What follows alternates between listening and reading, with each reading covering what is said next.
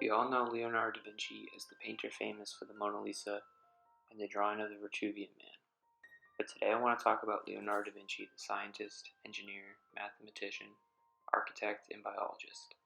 He was an incredibly brilliant man who explored a wide variety of subjects and discovered many new things, including one phenomenon that was not rediscovered until the 1960s. Leonardo da Vinci was born in Vinci, Italy, just outside Florence in 1452. Because he was born out of wedlock, he was unable to become a notary like his father. A notary is someone who, among other things, draws up contracts. Instead, he became an apprentice of the Italian painter Verrocchio. He started by assisting painting commissions before undertaking projects of his own.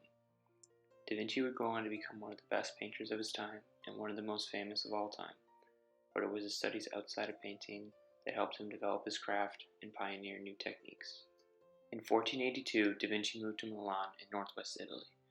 When he arrived, he wrote what today we call a cover letter to the Duke of Milan. In this letter, he listed his many skills that he thought could be of service to the Duke.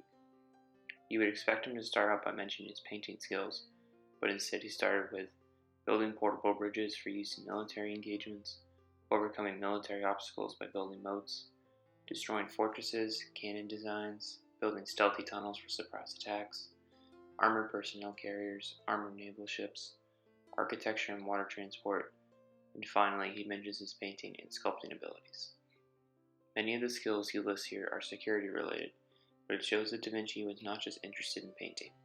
Indeed, he explored many subject areas that might seem completely unrelated to artistry. Da Vinci studied topics including optics and the anatomy of the human face. I promise these things are very much relevant when it comes to painting. Artists before Da Vinci worked on how to make paintings on a flat canvas appear three-dimensional.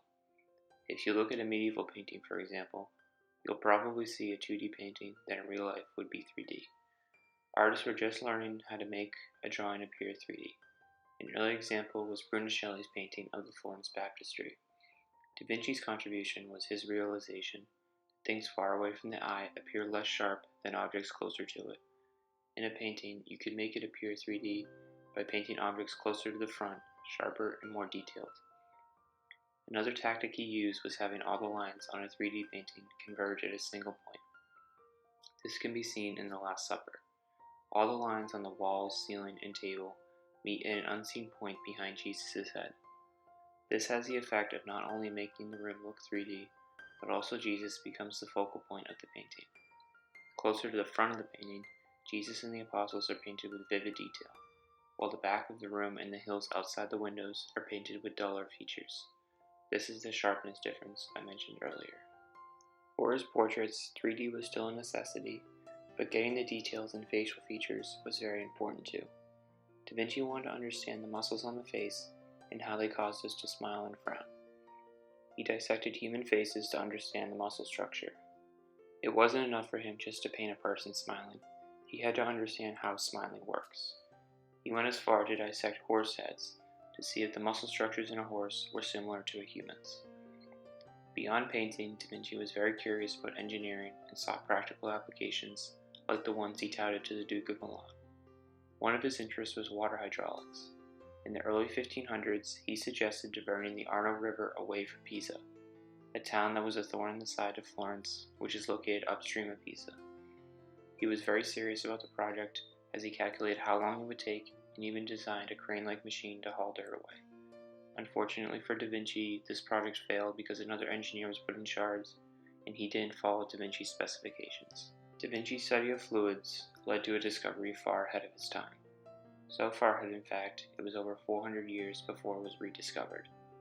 Da Vinci was able to discover why the aortic heart valve closes after blood passes through it. Blood must pass from the heart upward into the aortic artery, but gravity could just bring the blood back down into the heart were it not for the valve closing its doors. Da Vinci found that as blood passes through, blood in the center of the flow moves more quickly than blood flowing along the walls, which is slowed by friction. This difference created small swirls called eddies that work to close the valve after the blood passes through. For hundreds of years, scientists thought the weight of the blood was enough to shut the valve, but in the 1960s, scientists proved Da Vinci's theory to be the correct one. Not bad for a man with no modern medical equipment, You may be wondering why Leonardo's theory was not accepted for so many hundreds of years. That is because he didn't publish any of his notes or discoveries during his lifetime. Some of his notes were gathered and published after he died, but one notebook that included the aorta discovery was not found until the 17th century.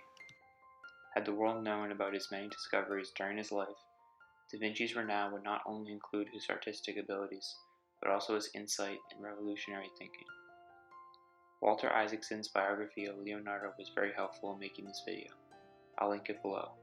One of my favorite parts at the very end is a story about a woodpecker. On his to-do list, Leonardo wanted to study a woodpecker's tongue. This is because when a woodpecker digs into a tree, the motion would destroy the brain and kill the bird. However, the bird's tongue retracts and wraps around its brain, insulating it from the impact force. Thank you for watching.